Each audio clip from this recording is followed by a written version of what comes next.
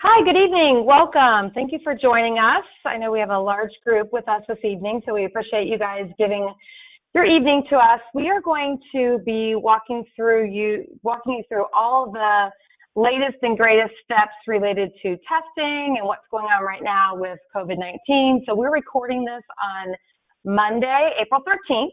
And things are changing day by day, minute by minute, so we want to make sure everybody knows that when they watch this at a future day and time, potentially, that they know when this was recorded.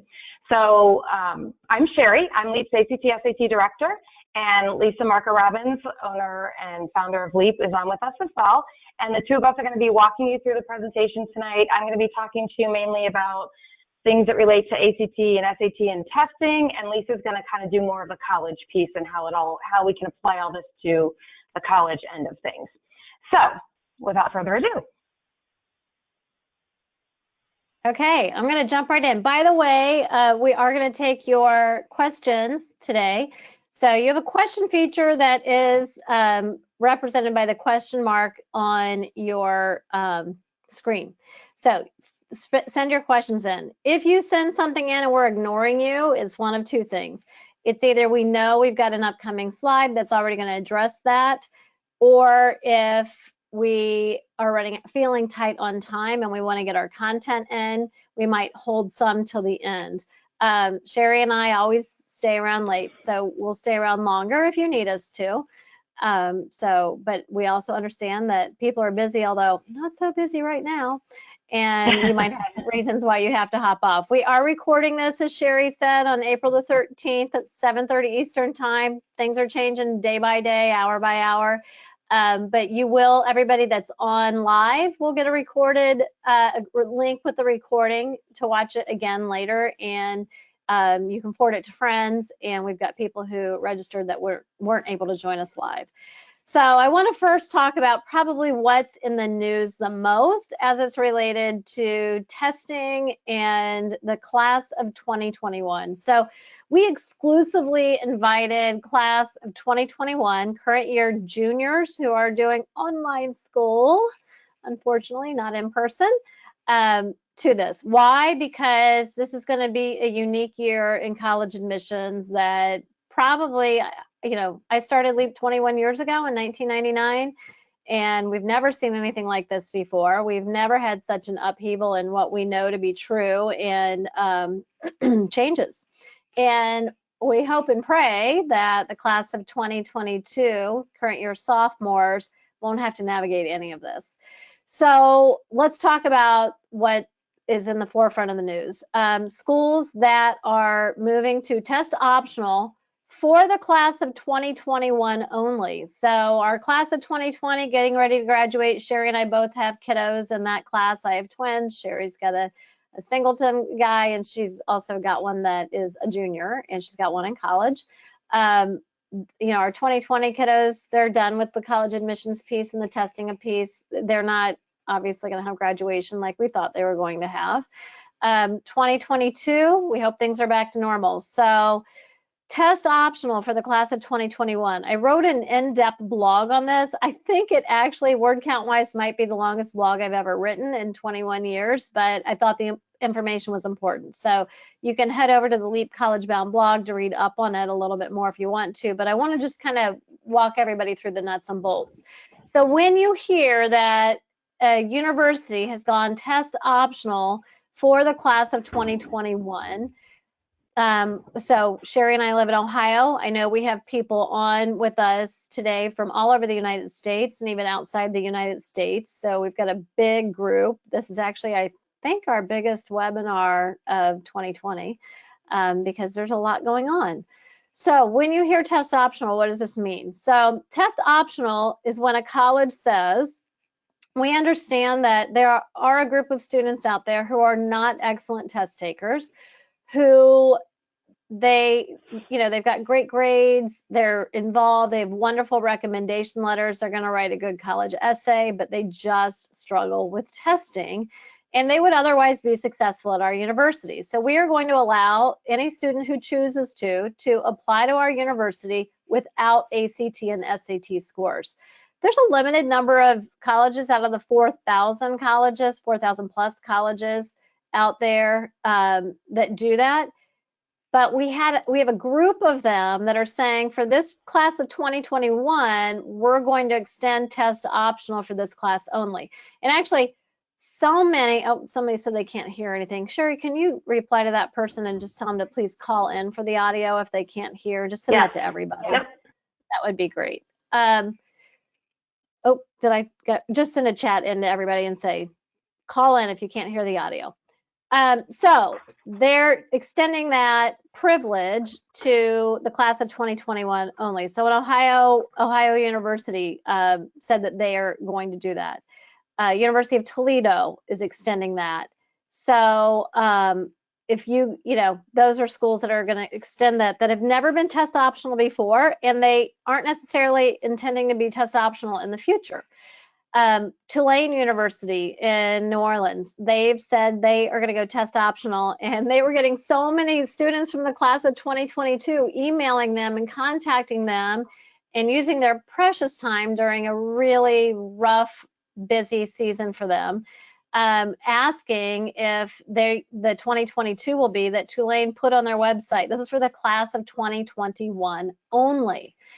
So there's a difference between test optional and test blind. So schools could go either way. Schools can choose to, require test scores, be test optional, or be test blind. There are only less than 10 schools that are actually test blind, and they're almost like open enrollment schools. They take just about everybody who applies to their university. Test blind says for our students applying here, we see zero value in test scores. It doesn't predict who's successful at our university. So therefore, even if you submit scores, Northern Illinois University, I think, is one of them, then we will not look at them. There's like fewer than 5 that I know of that actually have that policy. The rest of the schools says test optional or test required. So of the test optional schools, they would have the option to go test blind, but they choose not to. And that's really sending a message that says, you know what, when students do submit test scores, we do find them to be predictive of who is successful at our university. So there's a big difference between test optional and test blind. I belong to several groups of college admissions professionals. And when we were talking about this last Friday in my one group with some of the admissions officers, they said, absolutely, if you have average to above average test scores for students who were admitted to this university previously, you should absolutely submit your test scores. Just because we're test optional doesn't mean hold back your test scores. If you've got good average to above average scores, you should go ahead and submit those test scores. University of Chicago, for example, a couple years, they were the first like uber elite university. They only admit single digit numbers to their university every year, highly uber selective. They went test optional a few years ago. The very next year, or a couple years ago, the very next year of their applicants, they said that about 85% of their applicants, 85 to 90% of their applicants still submitted test scores. So even these schools that are test optional and say it's up to you, most kids still submit test scores. If you have horrible test scores and you're just not a great test taker, so let's say if you're in Ohio and you got back your state ACT scores and you were going to retest in April and that test went away, which we're going to talk about test date availability later in this presentation. But if you've got poor test scores for what that college is desiring you to have, or who they let in last year, and your GPA is also below average, then honestly, as the admissions officers were saying in this conversation that I had Friday, you need to look for another school. So if you're going to withhold your test scores, it means that you are a very strong applicant with all the other data and information that they look at a student. So your GPA and your course rigor align well or above average for who they let in last year if you're going to withhold those test scores. You're going to have good soft factors in your application package. What are soft factors? Your extracurriculars, your essay, your recommendation letters. So just because a school says we're test optional, if you've got excellent test scores, it's only going to further make the case for letting you into the school. Schools generally like more data. I always think about if I were planning a vacation, you know, I don't just look at the airfare for 2 airlines before I purchase airfare. I look at all of the airlines, and actually, I, living in Cincinnati, check the Dayton Airport, the Columbus Airport, the Cincinnati Airport, occasionally even Lexington, Louisville, and Indianapolis to make sure I'm getting the best deal. I mean, if I could save $150 per person in my family that I were flying on vacation by driving to Indianapolis, I'd probably drive to Indianapolis. I have 3 kids and 2 stepchildren. We have a big family. So more data usually drives better decision making. The other thing to think about too with these schools who are always test optional or test optional for the class of 2021, there are always exceptions. So what are the typical exceptions? Homeschool students typically are not able to apply test optional. Nursing students cannot apply test optional. At some schools, they also extend that to engineering students. Many times, international students cannot apply test optional. The main reason on the international students is that they're showing English proficiency sometimes through that ACT or SAT English score. So student athletes, even if a school, let's say a student wanted to be a student athlete at Ohio University and the college is test optional, the NCAA clearinghouse has said for Division I and Division II athletes, you must still have ACT scores or SAT scores. That's not going away. And then there's a handful of schools, and I wish I could find a comprehensive list of them, that they will allow you to apply test optional for admissions, but when they're awarding merit money, they will not allow you to apply test optional. You actually have to give them the test scores if you want to be considered for scholarships, which I don't know about you, but as a mom, I'll take any free money any college is ready to give me. I counted how many schools have moved to test optional for the class of 2021 only. It is 30 schools currently. So, and of those schools, most of them, they're doing a 1 year of test optional. Some of them said they're going to test drive it for 3 years.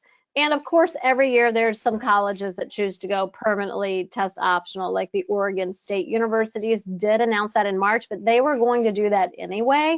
That was not a COVID-19 response.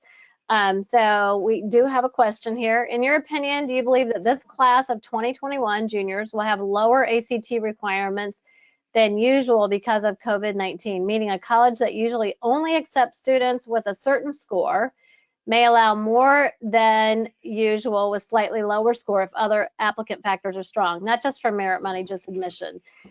Great question, Karen. So thank you for sending that in.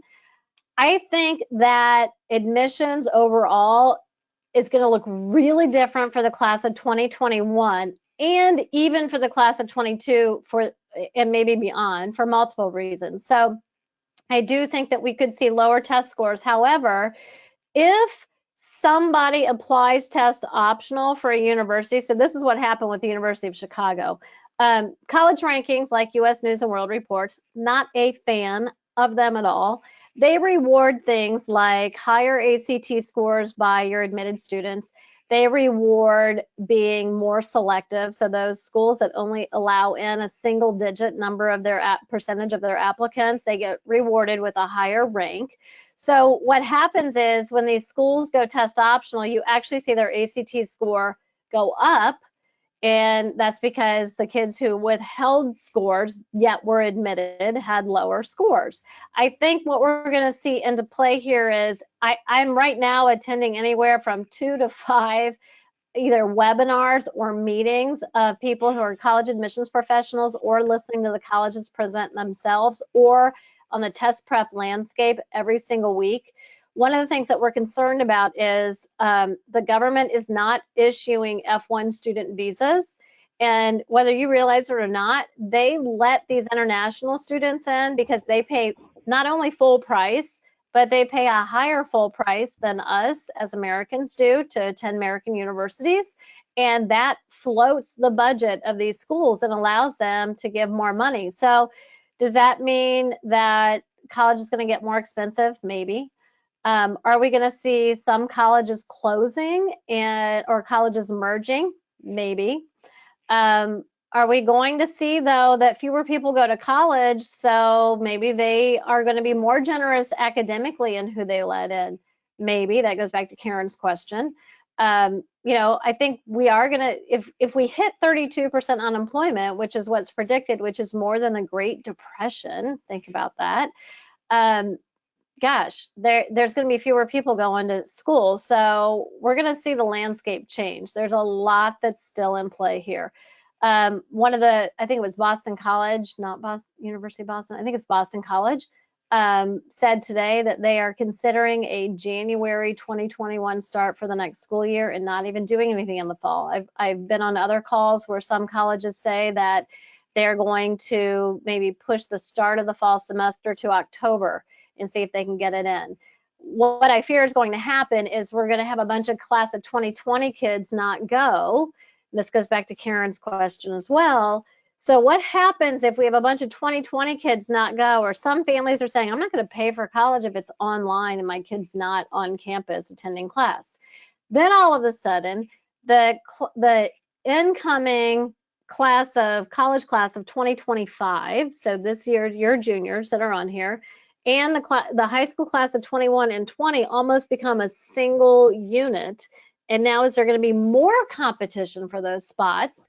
And then as a result of that, maybe we're going to see that they don't let students in with lower scores. They actually need higher scores because there's only so many seats in a freshman class. So particularly in some majors like nursing, engineering, where you've got like a lot of labs and things like that, or clinicals.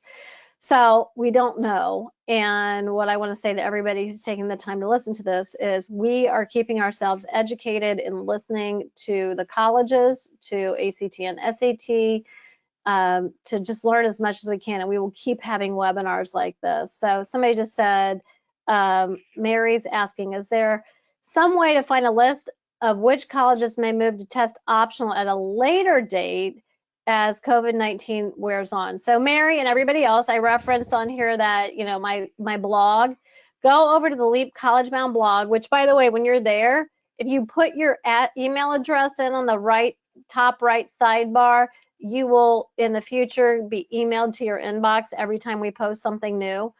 In that blog, I give you the hyperlink over to the list of schools that are becoming test optional, either permanently or one at a time. So that way, as this list develops, you can continue to check back. So you can just link to it through our blog. So great question. Another thing before I hand this over to Sherry to talk about test results is the ACT enhancements for September 2020. So this was actually announced last September, a whole year in advance. And ACT announced 3 things that they were going to start doing in September 2020. We're going to talk about 2 of them right now. We're going to hold off on the third one till later in our presentation. So the first is what's called section retesting. So that would mean, let's say that you were pleased with your ACT scores, which Sherry's going to talk about next. You were pleased with your ACT scores except for your science section. So what ACT has said is, as of September 2020, you would be able to retest only on the science section at that time. So once you've taken one full ACT, you've sat for the entire test in one sitting, after that, you will be able to take section by section, online only, and we're going to talk about online testing in a little bit, and just retest on that part. And then basically they're creating what is called an ACT super score based on section retesting, which Sherry's going to talk about super scores a little bit later in the schools that allow you to super score. The problem is, and this is interesting, I've heard one other local test prep company who I was in I guess a presentation with. We were both presenting, we were on a panel. I've heard people outside of Cincinnati say that test prep encouraging section retesting, and I think they're actually doing it to just drum up a lot more business, because what we're hearing from the colleges is the colleges are not going to, right now, are saying they won't accept section retesting. So class of 2021, it would be against our advice to do any section retesting this fall, because probably the colleges aren't going to take it. It is really, in the wake of Varsity Blues, which is all that college admissions scandal stuff that was just horrible and still going on. What was that about? It was about people who are privileged or wealthy taking advantage of the system and getting more privileges, right? And now they're being punished, as they should be.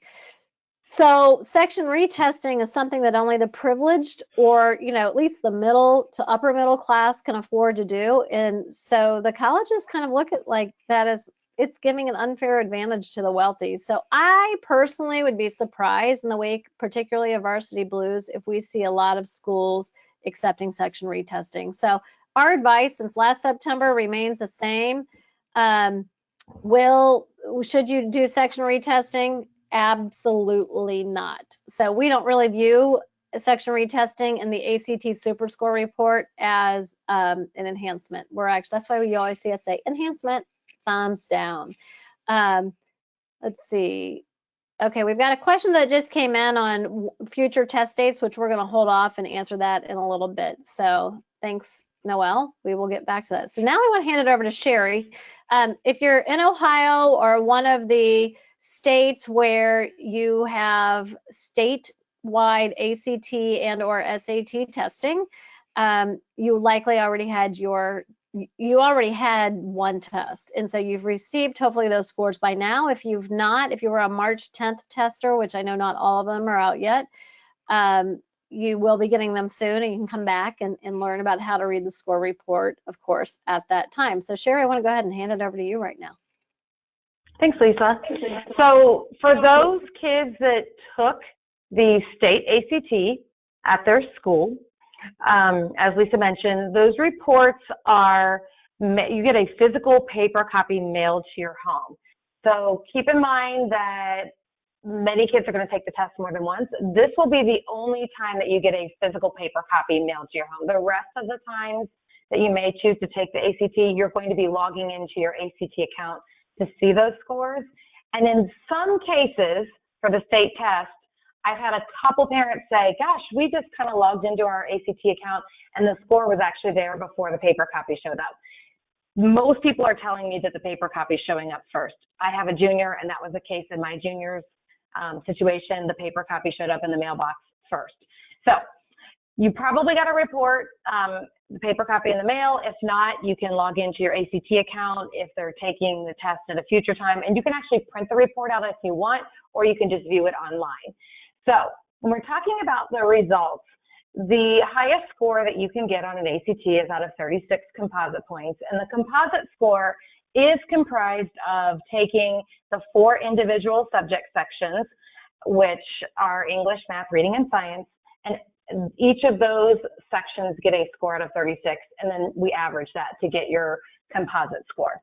Now, I oftentimes get, and Lisa, you can go to the next slide, a question about, well, where does the composite score even come from?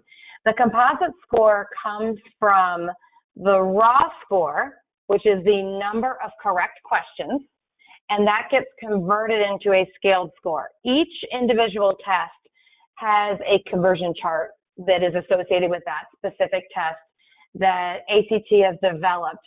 And for example, the conversion chart is not the same for every single test. I kind of pulled up a couple different conversion charts here just to give you an example. So for example, I've got 2 different test conversion charts pulled up here. On one of the tests, a student that got 57 questions correct out of 60 on the math, so they just missed 3 questions, that's a 34. But then I've got another conversion chart sitting here where the same student, if they missed 3 questions, would have gotten a 32 on the math section. So you cannot say that just because you missed 15 questions on English that translates into, let's say, a 27 or whatever on every single test. Each test has their own conversion chart. So just be aware of that. And so the scaled score comes from taking that raw number of questions, the correct number, and converting it using the scaled conversion chart for that test.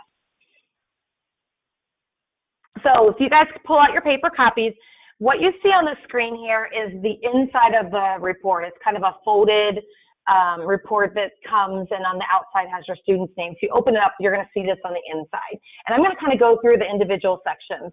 So we're going to be looking at the top left section of that report for the next couple of minutes. So Lisa, if you go to the next slide, I think there's a bigger picture of that. And when we're looking at this, we're going to talk about some of the individual areas of the test. So the composite score is in the blue box. And if you want to go ahead and click, yeah, thank you. So that's kind of your overall composite. And again, that's the average of your English, math, reading, and science scores.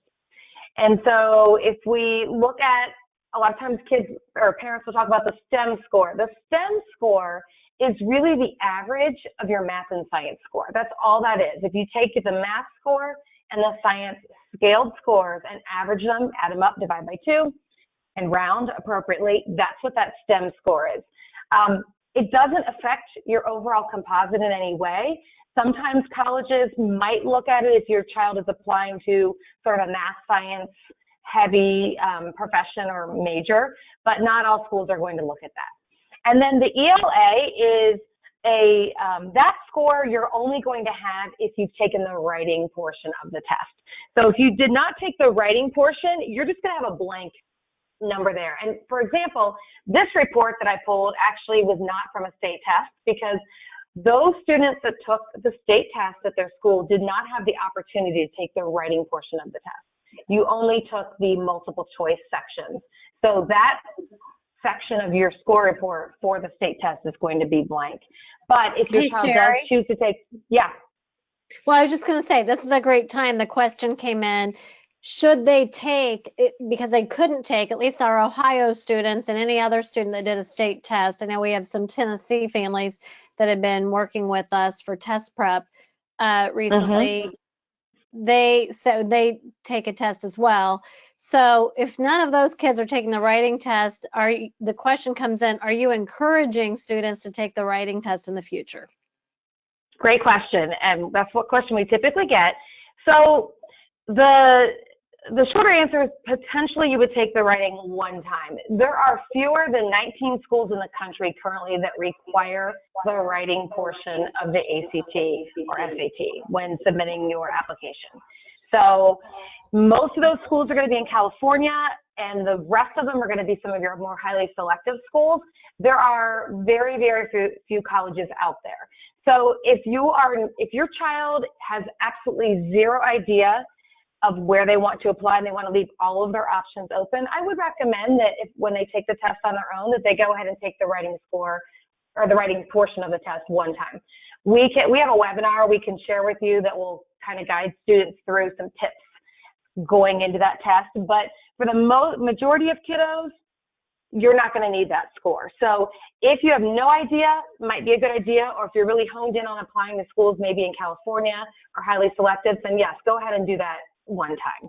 Now, real quick. So first of all, most of the University of California schools are going test optional for the class of 2021 only. And I also want to say, like, most of the Ivies don't require a writing score. But here's a question, Sherry, I'll punt it to you. Is it possible to take the writing without redoing the entire ACT? So this goes back. Great question. Great question. And the answer is no, you cannot.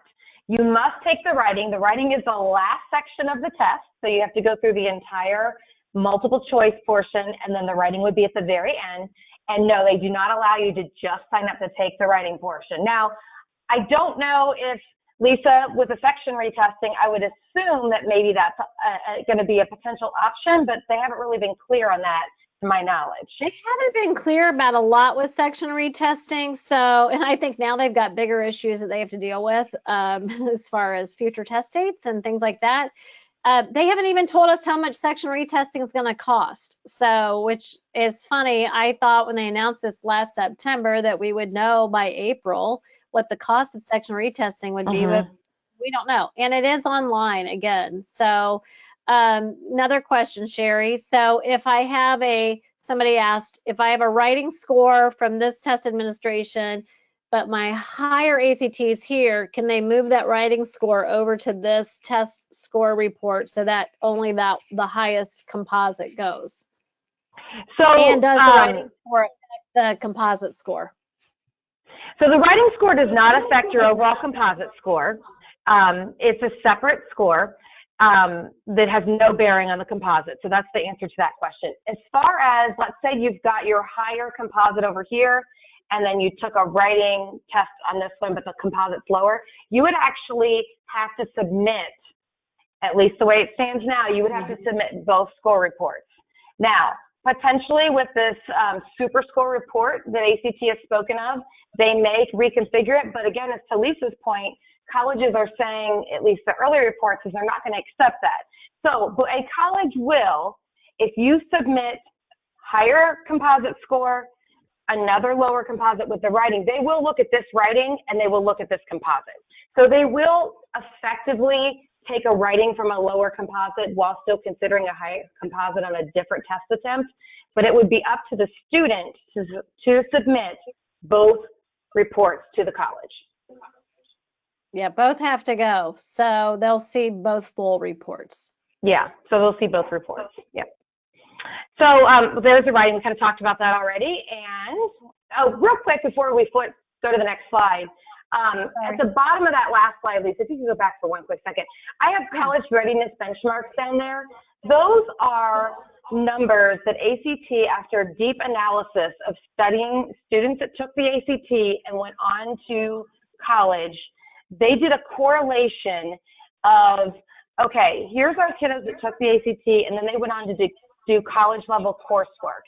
And these numbers that you see for these college readiness benchmarks are sort of what ACT came up with after this analysis to say, okay, if a kid gets an 18 on the English portion of the ACT, they are 50% likely to get a B or higher in a comparable college level freshman course, so like English 101, or 75% chance of getting a C or higher if they got an 18 on the ACT in that area. So it doesn't really mean that you can't be successful if you score lower than this on the ACT in these areas as a college student, but it does predict how students might do in a college, comparable level college course. So those numbers, I just put those on there so you guys could kind of get an idea to see how your student compares to what ACT came up with as a college readiness benchmark. Yeah, and it doesn't mean that you can't get accepted to college if you don't meet all Correct. the college readiness benchmarks. Only like, I think is it like 39% of students nationally hit the college readiness benchmark in all 4 areas? In all 4, yeah. Yeah. So there's more than that going to college. Okay, so on to your next section. Yep. And so we're looking now right below the scores that we just looked at. That next section is called U.S. and state rank. So if Lisa, you want to go to the next slide. This is just a little bit bigger graphic. So that section, I kind of blew it up a little so you could see it. So on the left there, you're going to see the U.S. Composite rank. And so basically, if you look at that, what that tells you is this particular student who got a 21 in our example, they scored better than 56% of the other students that took the ACT nationally. And then if you look to the right of that, that's the state, how you compare with other students in your state. And then you can look at the breakdown for the individual area, but it just kind of gives you an idea of percentile-wise how your child stacks up to other students. Okay, so we get this question a lot. I'm going to jump in here because to me, Sherry and I were talking and I'm like, this one feels a little bit more like the college admission question. So what is a good score? We get that question all the time. You know, a good score is really subjective to who the student is and where they want to go to college, right? So how do we answer that question? Well, first of all, we just give you this information. So, you know, the 95th percentile starts, generally speaking, at a 31. The 91st percentile's at a 29. So, you know, once you hit that 28 or above, you're really in the top 10% of all ACT test takers nationally. And that sometimes may not feel that way if you're in a highly competitive high school, right? Because you've got a lot of kids that are doing really well. We see kids complain, Sherry and I do, or parents say, oh, we're concerned about a 29 or a 30 because students feel like their friends are getting higher scores. And it's just silly because 28 or higher, you're in the top 10% nationally. The 74th percentile, generally speaking, is going to be at a 24, and that national average is at a 20. So that kind of provides context to your scores. I think the real question is what I have in the blue box, and it's about college fit, right? So if, you know, your goal score, we ask whenever Sherry makes a free customized plan for anybody, which anybody on here can send Sherry an email or set up a time to talk to her. When she does that, she's asking you for a goal score. So the goal score usually is based on where you might apply to colleges. So what we do then is say, okay, well, of the kiddos that were admitted last year, the average ACT at that school was a 23, or at this school it was a 26, or at this school it was a 29. So what a good score is just says, where are you scoring in relation to the kids that were admitted at that school last year, and what are you capable of scoring? What would be an appropriate score for you? We also ask students, what's your GPA, and are you taking honors and AP classes, to give context to that GPA. So again, this kind of goes back to what I was talking about at the beginning with test optional. If you're wanting to apply to schools where you are below average for both the GPA and the ACT, particularly if your GPA and your course rigor is below average for the kids who were admitted last year, quite frankly, omitting the test scores isn't going to be helpful. Then you maybe need to revise your college list. So that's really how you want to look at the context of what's a good score. What's your potential? What are you capable of? And we know that, a lot of our kids, 96% of our kids are increasing their score. So most kids can increase their scores on a second attempt, but there's also a ceiling that students are going to hit. So what's appropriate for you in context of where you want to go to college?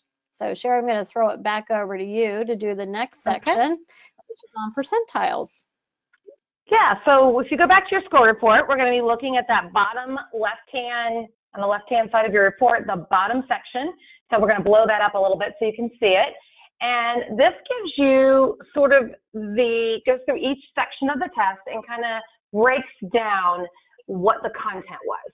So in the box where that's highlighted in red for math, it has it broken down into the different types of content that can be on the test. And it shows you what percent and the number of questions that your child got correct in that section. And so if you want to look at the individual areas, you can kind of get a sense of, a lot of times you need to work on multiple areas, but maybe there's one that's way lower than others. And so the science section is broken into different categories, as well as the English and the reading. And you can really look at each individual section to kind of see that percentile. When we work with students through individual tutoring, we can kind of use this section to sort of identify somebody's weak area, weak point, and really remediate that on an individual basis if a student needs individual help in, one area, let's say in grammar or something with math, we can really hone in on that particular area. So those are just the okay. Just if you want to continue on to the next part of the report. I think we're okay. So I'm going to throw it back to Lisa in a second here, but if you go to the top of the right column of your score report, and if you want to blow that up, Lisa, we can see that this section is a section that tells you whether your child went ahead and sent scores to a college. I'm going to throw it back to Lisa, but you do get the opportunity to you could have chosen 4 colleges to send these scores to. And go ahead, Lisa, I'll let you talk, and probably someone's going to jump in and ask a question about whether you should automatically send your score, so you can answer that as you're kind of talking through this slide.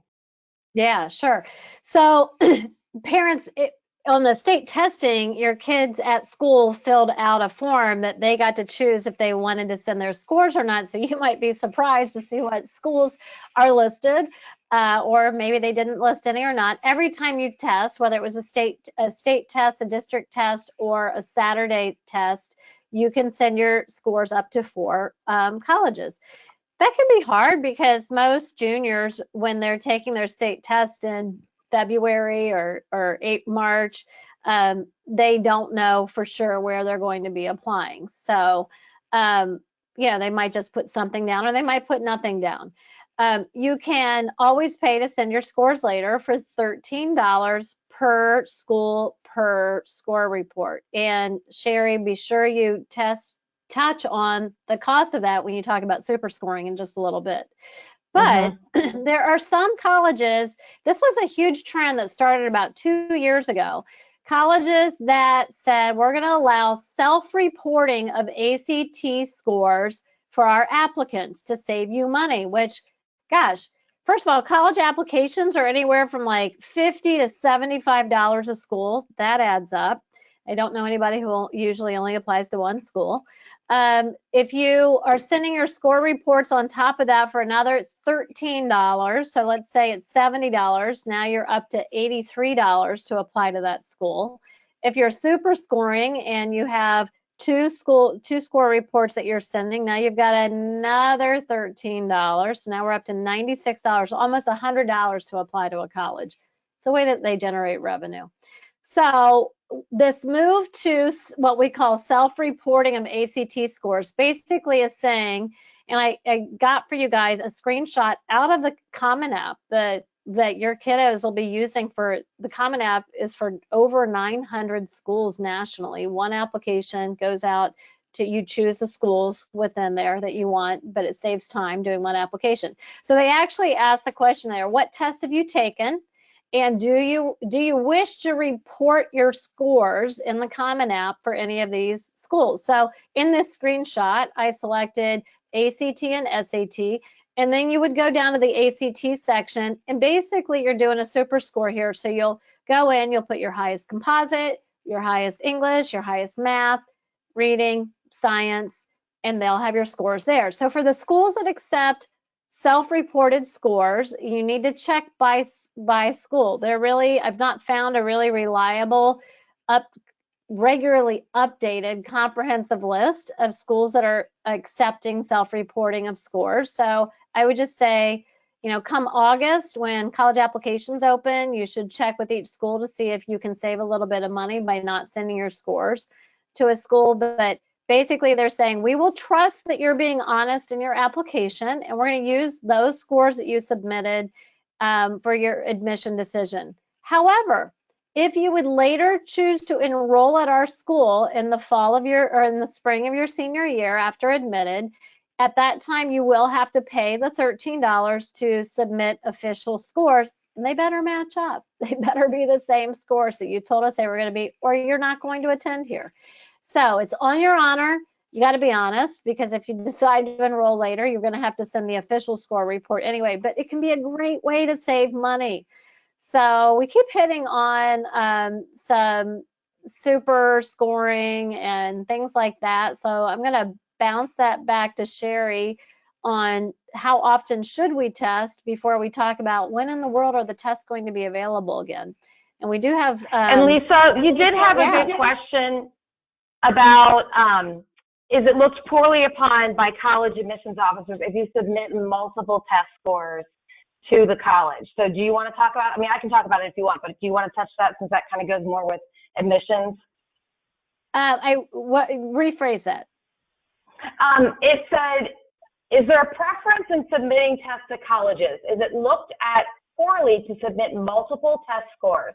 So that was from Alicia. Colleges totally expect and know that students test more than once. Now, with that said, and I know we have all juniors on for this evening's webinar, schools can frown upon over testing and testing too early. So Carnegie Mellon, highly selective university, they literally come out on their admissions website under the testing section and say, that they frown upon, in general, they frown upon testing prior to the end of the sophomore year. So one thing to keep in mind is once a student has completed that school year, so come May, come next month, then sophomore year is complete, then you're considered a junior. So that's summer between freshman, sophomore, sophomore, junior, junior, senior. As soon as school's out, summer actually counts for activities and testing and everything that you're the next grade in school. So some schools really don't want to see students testing before the earliest they're comfortable with is really that April or June at the end of the sophomore year. So that can be frowned upon, but colleges know that students are testing more than once. And that is not frowned upon. And generally speaking, they're going to tell you that we're going to take your highest scores. Sherry and I can tell you from experience that occasionally a kid has a bad testing experience on their second or third. You know, my own daughter, when she was a junior, got influenza type A, swab positive for it after she'd done all of her test prep. You know, that can make a difference. Or remember that kid last fall, the kid next to him started throwing up in the middle of the ACT, literally. That kid did not do so hot because the kid next to them was throwing up the whole time. So I do real quick, I've got a timely question that just came in that I'm going to hit now, and the two that we've not hit yet, we are going to get to. What happens with these test results on the current test reports that were sent to my son's college list? Do these colleges reach out of interest? Do we end up on their mailing list? So that's a great question. You can go over to the blog to read more about demonstrated interest, but there are some colleges that track how often and if at all you are interacting with them prior to the time that you apply. If you do, that's called demonstrating interest. That can be tracked a number of different ways. So submitting scores before application. So the scores that you saw in there would be a way to demonstrate interest. A college visit, which those aren't happening right now, that would be a way to demonstrate interest. There's lots of virtual ways, though, to interact with colleges right now. And I know I tweeted it last week, colleges with the links to their virtual experiences. So that would be a great way to do that. They may then start reaching out to you. The other thing to know is ACT and SAT purchases list of names and email addresses and mailing addresses from colleges purchase from ACT and SAT to reach out to you. So sometimes that's how they might get your information.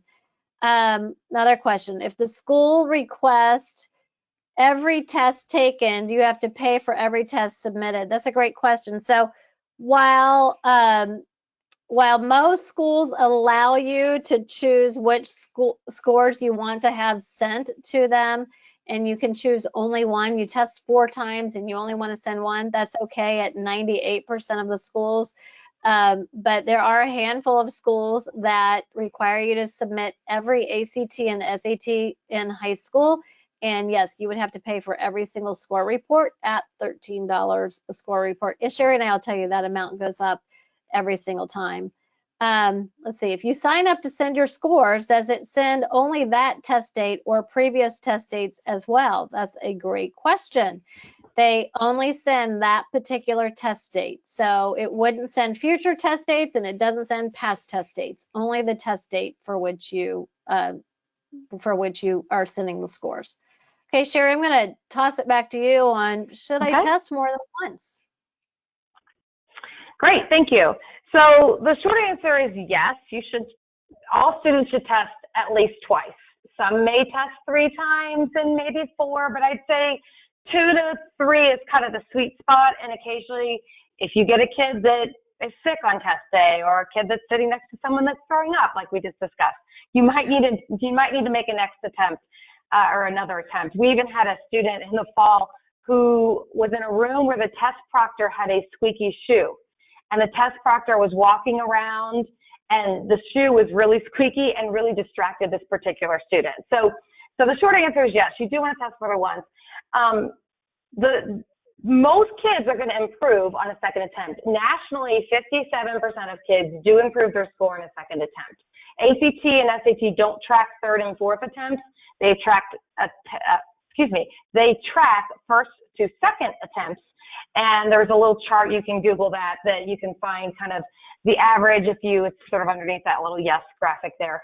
But, if you got this score your first attempt, what's likely are you going to get on a second attempt? Now, LEAP students, 96% of our students increase their score on a subsequent attempt. So that shows you that kids that are putting in some time and effort into focused, targeted test prep are going to be more likely to see that increase in their score. So if we go back to that little chart, I see Lisa move that graphic. Thanks, Lisa. Sorry, I'm clicking too much. That's okay, no problem. So just if you can track your eye down the left hand of that column to where the person that got a 24, it's kind of towards the bottom there. If they got a 24 on their first attempt, the typical second score was a 25. And then if you kind of go across to the right there, it shows you that in the fourth column, 57% of those kids that got a 24 on their first attempt improved their score on a second attempt. Now, just draw your eyes up to the top of the chart where somebody that's starting out with a 33 on their first attempt, and then move your eyes over to that fourth column there where it says 45% of those kids are going to increase their score on a second attempt.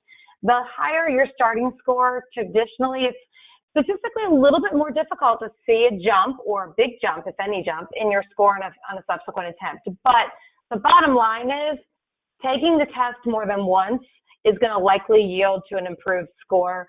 Many kids just the first attempt, they're not as comfortable with the pacing and the timing. And then if you go through that, take some time to do that focused prep, you're going to increase your chances of seeing a bump on your score.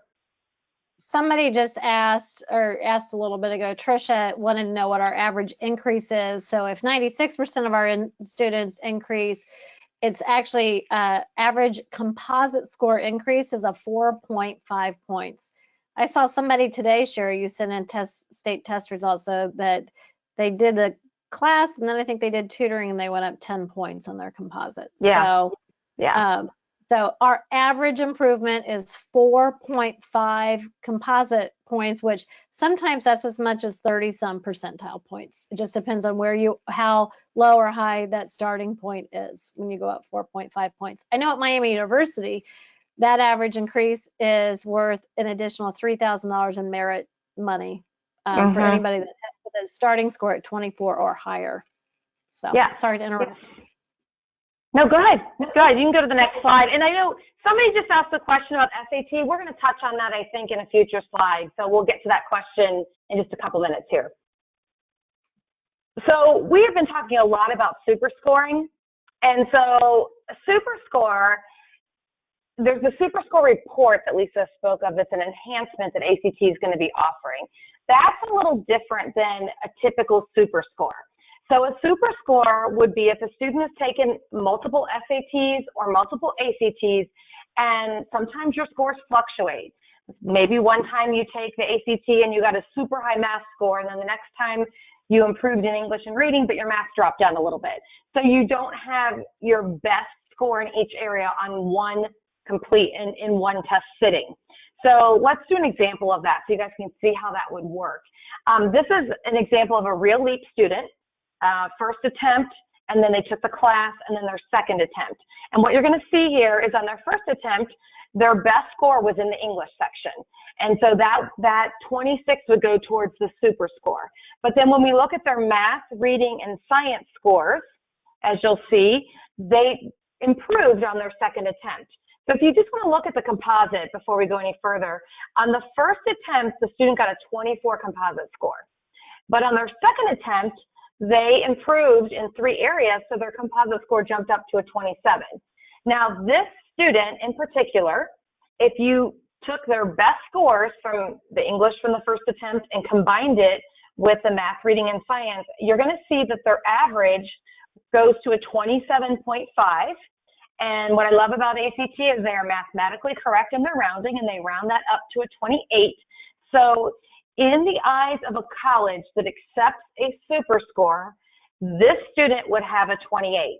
Now, when the student applies to any college that does accept a super score, they would have to actually send both score reports. It's a complete score report.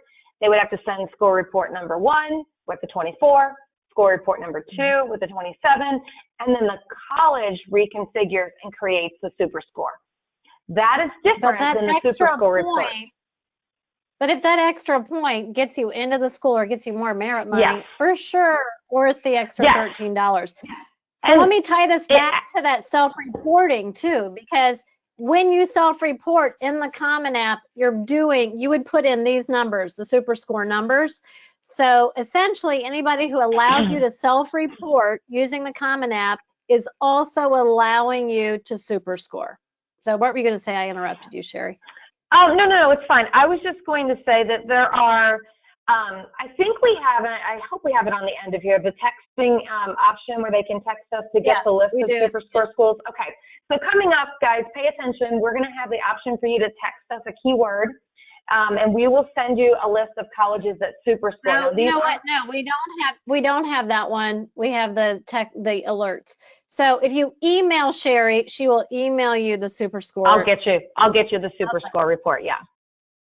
Okay. Before we move on to the next question, so Amy asked, it's a great question, Amy, and it's going to also take us into Sherry's next slide, but I'm going to offer an admissions perspective on it really quick. Amy's question was, she noticed that the school she's interested in has 4 times as many students submitting SAT scores as compared to ACT scores. So therefore, should we focus on the SAT to match what many applicants submit? And the answer is no. So from an admissions perspective, and then I'm going to let Sherry discuss who should consider taking the SAT. From an admissions perspective, there's no preference between ACT and SAT, and that's been the case for almost 15 years now. And parents, I know when we were in school, that wasn't the case, so that can be confusing. But every school takes ACT and SAT on equal footing with no preference. Now, when you see some schools, so I'm going to guess, Amy, that school is either on the East Coast or the West Coast, or they're a highly selective school. Historically speaking, if I go back to when I started college and Sherry started college in the 80s, a long time ago, back then, Ohio just, for the most part, the colleges wanted the ACT and not the SAT. The East Coast schools wanted the SAT and not the ACT. So what's happened is parents tend to guide their kids into taking the test that they took. So these long-standing preferences are just history repeating itself. It does not indicate anything on the part of the college. The college is 100% fine with you applying with either ACT or SAT. So you should do the test. You should apply with the test that you're strongest on, which leads right into this next slide. Go ahead, Sherry. Perfect segue, Lisa. Perfect.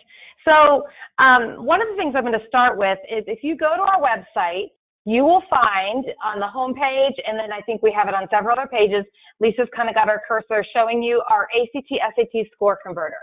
This is a fantastic tool. It's so easy to use. You just take that little green dot that you see along the bar and you can slide it, and it will show you a comparison for an ACT score with an SAT PSAT score. So the bottom line is you want to try to figure out which test is the best test for your child. Now, that is an entire another presentation in and of itself. And if you want to learn more in depth, you can reach out to me individually, but you can also join us on our upcoming ACT SAT planning workshop, which we have 2 coming up, one on, I believe it's April 21st and May 5th. And those are going to be webinars also. They're free. So you can join us for that if you want a little bit more in depth of the nuts and the bolts of how the ACT and SAT are similar and how they differ. However, I would recommend that if your child has both test scores, so Amy, if you have both test scores, you have an ACT and an SAT score, you can use our score converter to compare. If one of them is significantly stronger than the other, maybe 10%, then focus on that one. If they're equal, then we can kind of talk a little bit more. I can ask you some more individual questions to kind of help guide you. But this score converter is going to be a great way to kind of compare the scores and decide which test you should focus on. And Lisa is exactly correct. You really want to focus on whichever test seems to be the test of strength for the student.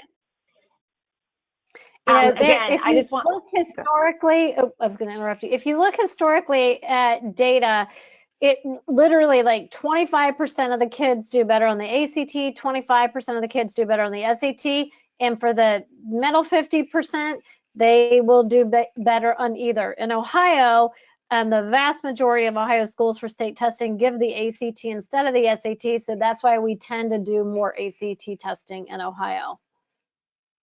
Yeah. So, sorry to interrupt you. What were you going to say? No, I was just going to say you can reach out to me if you want some more individual guidance. On the screen there, you can see the info at leaprogram.com.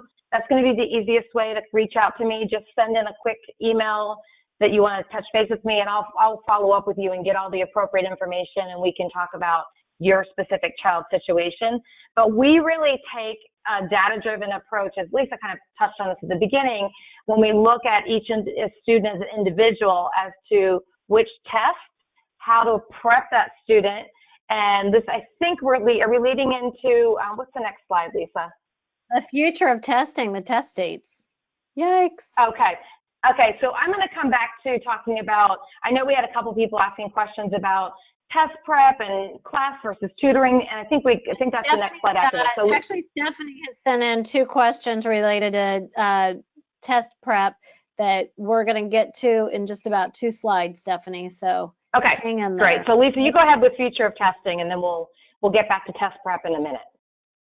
Okay. So, okay, future of testing. Gosh, this is what we all want to know, isn't it? And it's killing us as much as it's killing you. So here's what happened. Luckily, fortunately, ACT, SAT state testing happened in Ohio. That was absolutely fantastic. On March 14th, the SAT was to be given, and nationally, about half of the states canceled their March 14th test.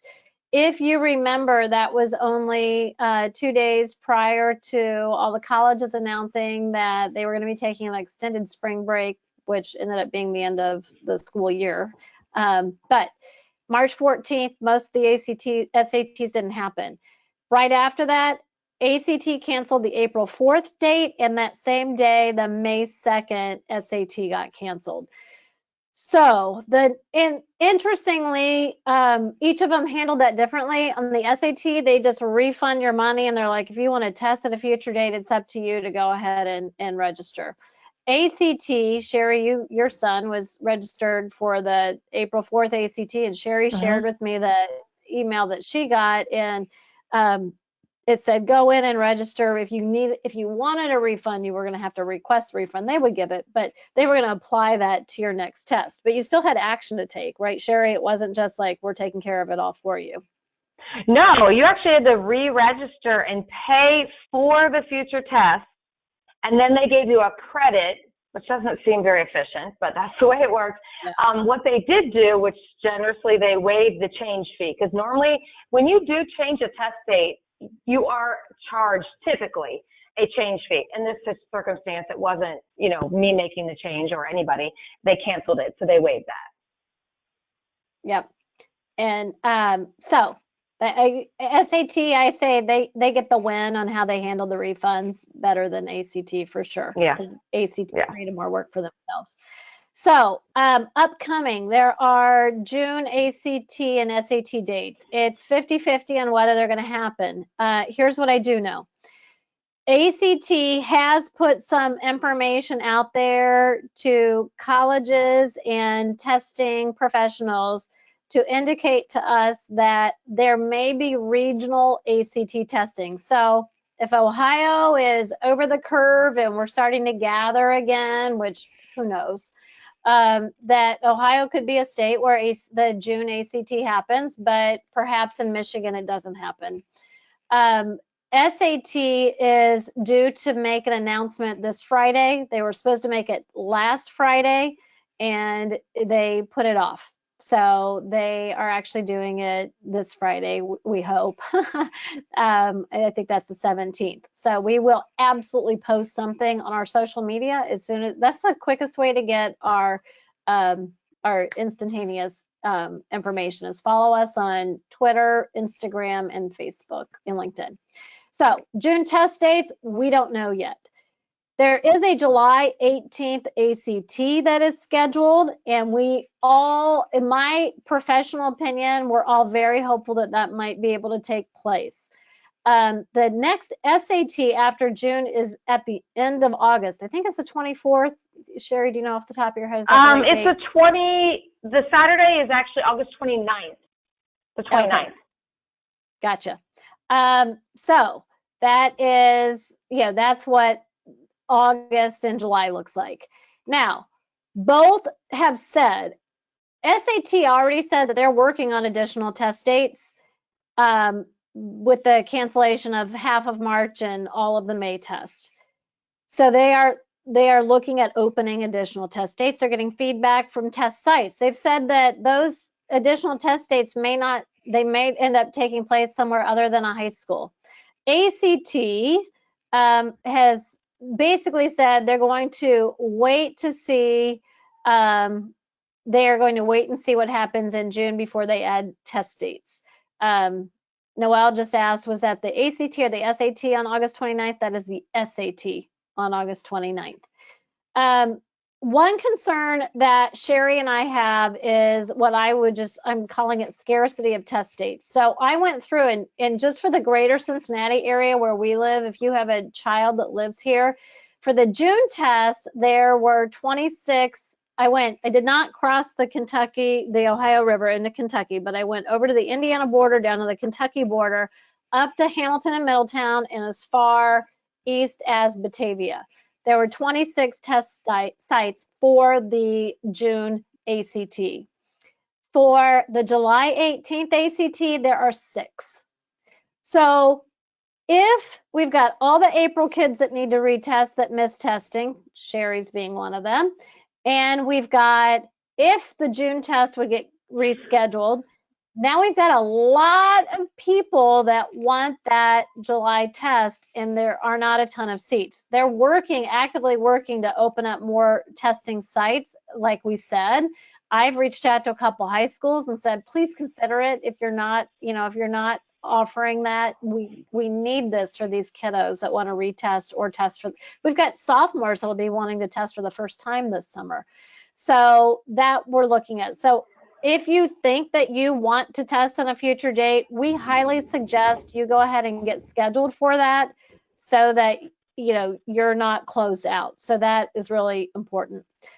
Is online testing in our future? It could be. ACT is already planning on offering an online option in September. So we know ACT feels that they are confident that they can deliver on that. SAT has been behind in that. So ACT has already been giving the ACT online internationally. That started because of testing concerns of cheating over in China. But that actually has allowed them to go ahead and be ahead of the SAT on offering online testing. So if by the time we get to like July, if we're all sheltering still and we're not able to test, online testing might be at testing sites, but farther apart from each other, so that for safety issues, or it could be from home. They have software now. ACT's not been using it, but it could be probably quickly adapted. And both have already said they're actively working to refine the online testing so it can be delivered online if COVID-19 would move us to the point where we need to do this, where it literally will look at your eye movement to check for cheating and all these security measures. So online testing is coming. I think it'll be ACT is already making it an option, but it might be necessary. So Sherry and I were talking, that doesn't really change what we're doing, because what we're doing is teaching strategies for the test. We're letting you know what concepts are going to be tested, how frequently they're covered on testing. We are working on strategies to, if you don't remember semicolon use rules, we're going to reteach you that. If you have pacing issues with the reading, we've got multiple strategies we're going to use to teach you. So, we're going to be able to navigate that with you guys. We have some questions I know that are coming in. One question, Lisa, I was going to address that was kind of doesn't relate to the future of testing, but relates to, I think Kim made a comment about her husband's company offers a scholarship. I believe, and Kim, check me on this, but I believe it's for the junior year PSAT score. So Kim's question was, you might want to check to see if your company offers a scholarship, their husband or their company offers a scholarship. She said for the SAT taken during junior year, but from what my experience has been, it's the PSAT, not the SAT. And so all juniors take a PSAT in the fall of their junior year. And so those really high testers, okay, yes, most juniors, some schools have pulled back on that, but the majority of juniors take it, or they give an option to do it like on a Saturday. But most kids are taking it during the school day on a Wednesday in October. But that is the test score that can qualify you for the National Merit Scholarship Competition.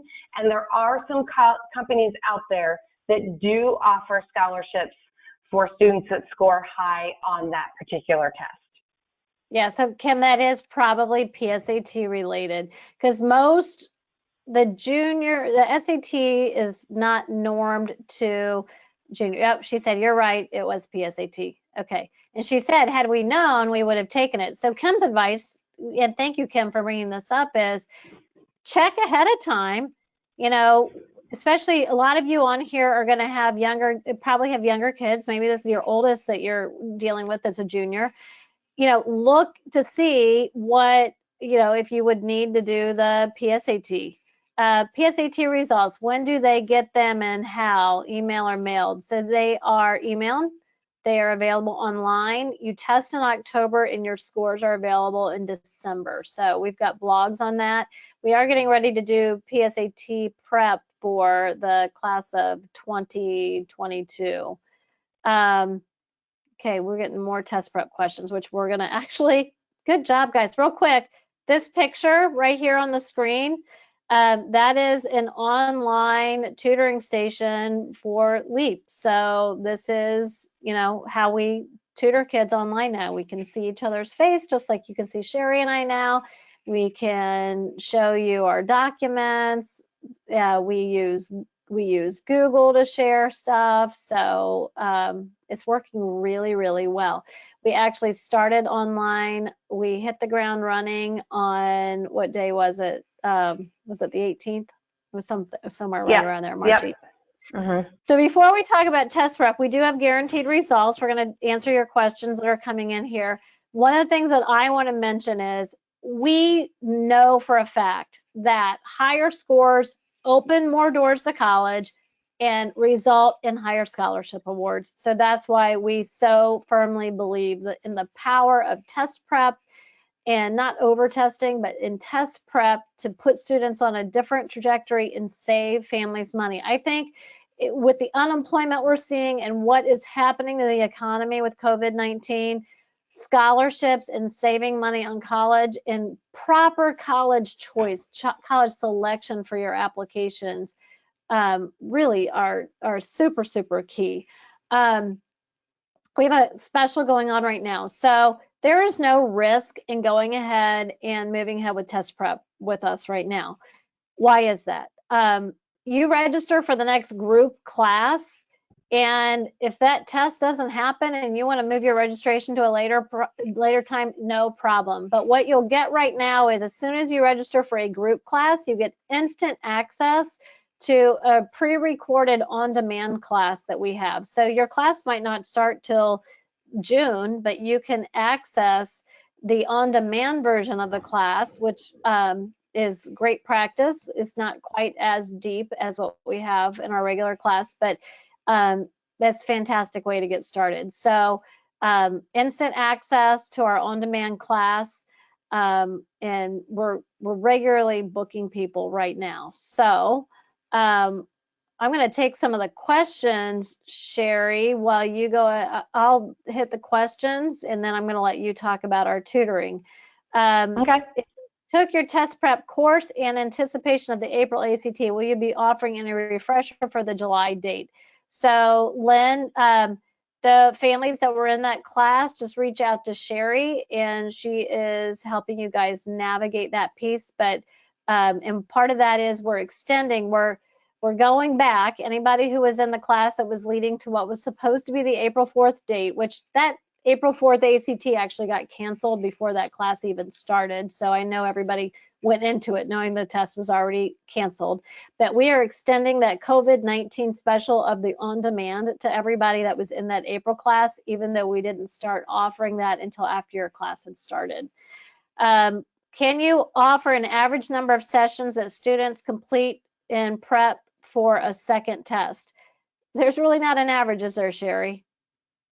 Talk about how you guide people through that. Yeah, I mean, so I am going to work individually with every family that wants to prep their child if they already have a baseline score, even if they don't have a baseline score or first test attempt. Mm-hmm. So I'm going to take a number of data points, as Lisa mentioned earlier.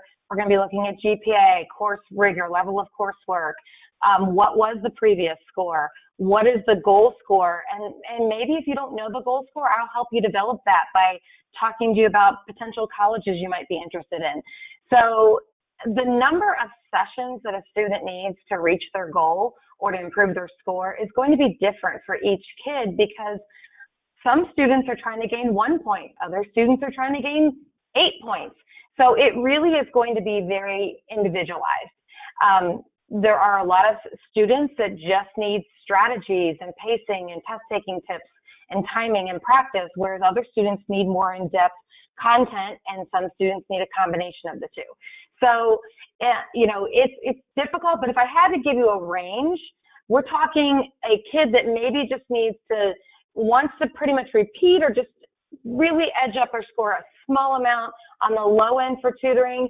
You might be looking at 4 or 5 sessions maybe. If you're looking on the higher end, you might be going with 11 or 12 sessions. So there's kind of a range there, but it's really difficult for me to say the average is everybody needs 6 sessions. And the other thing that I will mention with our tutoring is that all of our instructors have a degree in their content area. So we have English instructors that are going to focus on the English, reading, and science portions of the ACT, or the critical reading and writing portions of the SAT. And then we have our math instructors that are going to focus on the math components of ACT or SAT, or you can extrapolate that out to the PSAT as well if you're looking to prep for that. But so we're going to look at each individual student and decide, is it the class that's going to be a better fit? Is it going to be tutoring, or is it going to be a combination of the two? Great. So, and you're still actively scheduling and taking calls and working. Yeah, so yes, and I do want to point out, Lisa mentioned and showed you the workstation of one of our online tutoring workstations. Our tutors are having great success, and the classes are having great success meeting in an online format. Our full intention is to go back to in-person instruction when we're able. However, it has been going so well that we're considering continuing some portion of online tutoring for students and online classes for students that are further away, for our students that are driving a further distance or maybe live out of state. So it really has been getting great positive feedback from families on it. And positive feedback from the tutors. Actually, it was the tutors that first made me go like, oh gosh, I didn't know you guys were going to love it so much. So yeah, they're going to have, some tutors are going to have dedicated days where they're just delivering online tutoring, but then another day during the week, they'll have in-person tutoring. So we're going to have in-person and online options ongoing. Timing is key, and we always talk about timing, and I'm going to take back over here before our wrap-up slide. If you've got questions in your mind that you want to send in, go ahead and send them in now, because we'll be wrapping up shortly. But today, April the 13th, there are 109 days until the August 1st opening of the college applications for the class of 2021. That's not going to change. A lot of what we've talked about tonight, we're like, we don't know yet. None of us know. There's so much we don't know. Here's what I do know. College applications are going live in 109 days. The earliest college application deadlines, which I would say these possibly could change, are October 15th and November 1st. So I would say, let's say June testing doesn't happen, which we're 50-50. Even the testing administrations have said that they are 50-50 on that. Let's say that doesn't happen, and they add fall test dates, I could see colleges, just like we're seeing them extend their enrollment deadline for the current seniors, I could see them pushing college application deadlines a little bit later so kids can get in more testing if they want. So typically in a normal year, August and September are your last attempts to meet college application deadlines if that's when you're going to test for the last time. But that'll be in play into the fall. We'll keep you guys up to date on that. So I'm mentioning college applications. August 29th at noon, I'm doing an application roadmap, which is just start to finish, what should you do and in what order, what can be done before August 1st. College applications open up to be application ready. Actually, sometimes as much of 80% of your application process can be completed by August 1st. So we've got a free webinar coming up on August 29th. We've kind of held off putting our application and essay camps and workshops on the site yet. Just waiting to see what Governor DeWine says. And we hope to get, we'll for sure have our dates up before April 29th for that. So I'm going to see what our final question is. Sherry, why don't you wrap it up with the texting and things like that? Sure, absolutely. I do want to just make one comment. I noticed there were a couple of people that gave more specific examples of their child. And so if you have a specific question, I'll look at those and I'll email you tomorrow with answers, or if you want to reach out to me so we can kind of talk through that individually. But so to kind of summarize, guys, we've got, we do text alerts, ACT, SAT reminders, so we kind of keep you on track and make sure you don't miss any deadlines. So if you're interested in that, in the gray box on the screen, you can text to the number 555-888, just text ACT, SAT, and that will add you to our text alerts. And then again, please reach out to me at info in the red box, info@leaprogram.com, and I'll be happy to work with you individually and kind of write that individual prescription for your child. So really, we are very passionate at LEAP about making sure that your child doesn't just do prep, that they do the prep that's going to be effective and efficient and right for them. Really our goal is to help your child maximize their test score with minimal number of test attempts. So if we can get your child out with testing twice, great. That's better for you guys, less stress on your child and your family, and everybody goes home happy. So please don't hesitate to reach out so we can kind of get you guys on the right path before your child tests again. So that's great. I mean, we went over for sure. This is the first time we've ever done this. We actually decided in January we were going to do what comes after state ACT.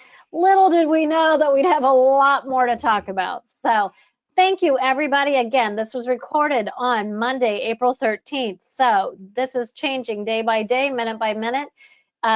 So watch it, but check dates and information. We regularly are updating our blog. We are any kind of breaking news. We're not adding every test optional college as we go, but really significant breaking news and information that is going to be helpful to you as far as, hey, the June ACT or SAT is or isn't happening, or here's an added test date. We're going to send them out through the text, and we're going to be putting on our social media. Follow us over on the social media to get things right away. So thanks, everybody. Appreciate you coming tonight. Thank you.